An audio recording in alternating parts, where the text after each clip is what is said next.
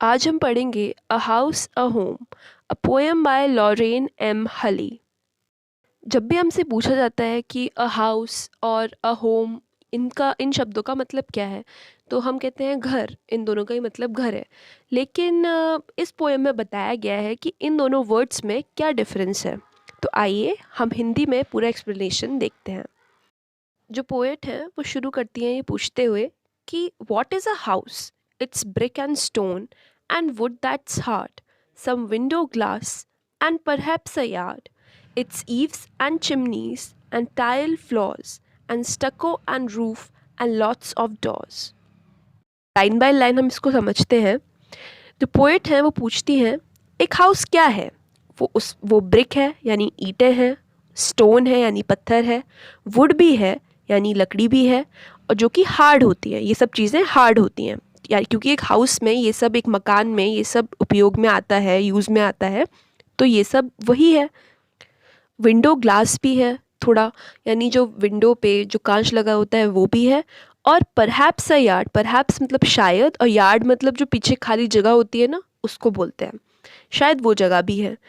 वो ईव्स और चिमनीज भी है। चिमनी तो हम सब जानते हैं, जहाँ से धुआं निकलता है, खाना बनता है, तो धुआं निकलने का जो रास्ता होता है उसे चिमनी कहते हैं। और ईव्स, ईव्स का मतलब होता है जो कि रूफ पे, आपने देखा होगा फॉरेन में खासकर, कि जो रूफ होती है उसकी जो बाउंड्री होती है उसको हम ईव्स बोलते हैं। यहाँ पे मैं एक पिक्चर दिखा रही हूँ, उसको देखकर आप समझ जाइए। और टाइल फ्लोर्स, टाइल से बने हुए जो हमारे घरों के फ्लोर्स होते हैं वो भी, फ्लोर्स मतलब जो ज़मीन है। स्टको एंड रूफ, स्टको और रूफ क्या है? स्टको क्या होता है? एक प्लास्टर होता है जिसे कोटिंग के लिए यूज़ किया जाता है, और कभी कभी डेकोरेशन प्लास्टर से बना के कर देते हैं ना, वो उसे स्टको कहते हैं। और रूफ यानी कि जो छत है वो भी। और कई सारे डोर्स यानी कि कई सारे दरवाजे। तो जो फर्स्ट स्टैंजा है, जो फर्स्ट पार्ट है इस पोएम का, उसमें जो पोएट है उन्होंने हमें हाउस का मतलब बता दिया है। अब सेकंड स्टैंजा को हम पढ़ते हैं एक बार। What is a home? It's loving and family and doing for others, it's brothers and sisters and fathers and mothers. It's unselfish acts and kindly sharing and showing your loved ones you are always caring. अब इसका मतलब समझ लेते हैं कि एक home क्या है। होम का मतलब होता है प्यार करना यानी लविंग, और परिवार, और दूसरों के लिए कुछ करना। उस वहाँ पे ब्रदर्स और सिस्टर्स होते हैं, फादर्स और मदर्स होते हैं यानी भाई बहन, मम्मी पापा सब होते हैं। और अनसेल्फिश एक्ट्स, अनसेल्फिश एक्ट्स मतलब जो कि हम बिना अपनी परवाह किए जो दूसरों के लिए करते हैं, जो हम स्वार्थ में आके नहीं करते हैं, वो सारे जो हम एक्शंस करते हैं, काम करते हैं, वो सब।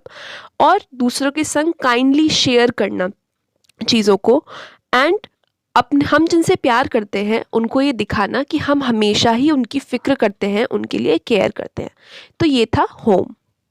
नाउ इस पोएम का आपको मीनिंग क्या समझ में आता है कि एक हाउस है वो केवल एक मकान है जो कि तरह तरह की चीज़ें, जैसे कि हमने पढ़ा bricks, stones, wood, window glass, eaves, chimneys, floors और स्टको, डोर्स, इन सब से बना हुआ है।